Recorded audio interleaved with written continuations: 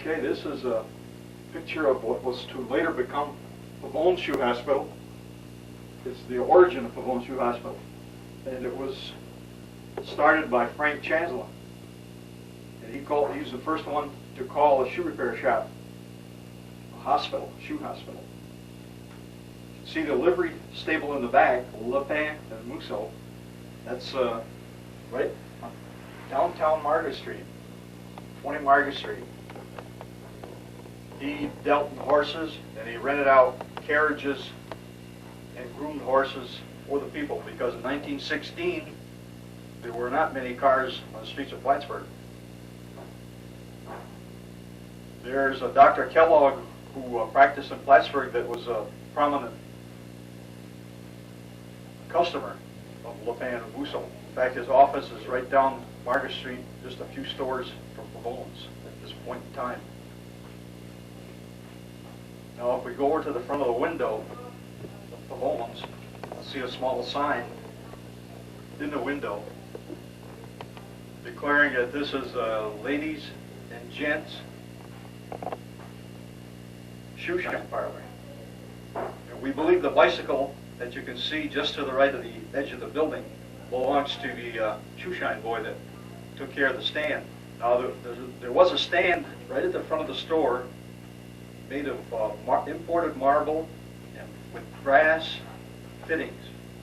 And I think it was 4 maple chairs. It was a 4-seat stand at that time. And in the window, if you look closely, you can be seen reflections. The reflection is from the Witherell Hotel, which is directly across the street from Pavone Shoe Hospital, or this is Chaslin Shoe Hospital at this point. The Witherell later became very famous for the persons that stayed there, such as Babe Ruth and some well-known boxers and golf players that came out for tournaments to Hotel Champlain. Did that burn later on or something? Or did they just tear it down? No, the Witherell Hotel survived, and it was demolished in the late 60s for financial reasons. The family just gave it up. Also in the reflection in the window can be seen the front portion of the automobile that's parked to the left of the store. We believe this is an older model car that possibly Frank Chaslin owned at that point.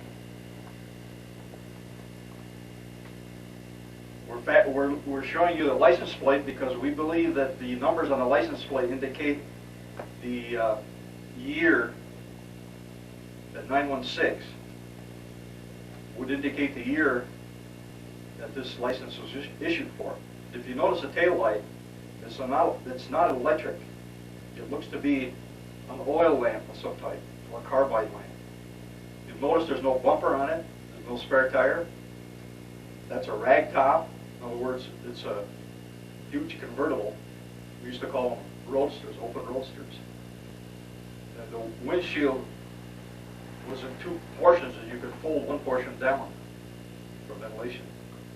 And that back could be unsnapped. You could open that for ventilation in the summer. So that's all canvas of some type? It's canvas, exactly. And then we focus on the sign just to the right of the car, probably done by one of the local artists here at that time.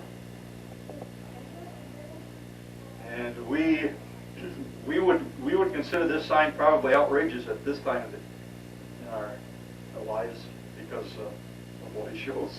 Affirmative action. But at that point in time, that was a normal thing.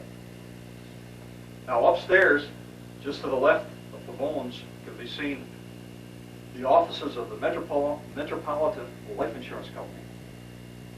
The 4 windows just to the left of the shoe hospital.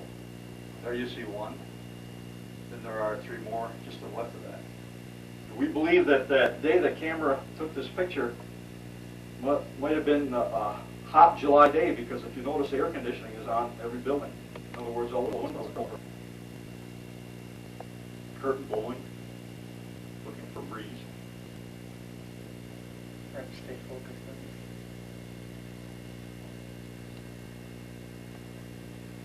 The store that we were just looking at, the store below it was a furniture store. It was called Plattsburgh Furniture Store at that time. Now, the apartment upstairs was for the use of the owner, Frank Chaslin. He built that building after having started a shoe shop just to the right of LePan's Musso's livery stable. It's not visible in the picture, but the building was rather narrow, about half the width of the present shoe repair shop, but approximately the same depth.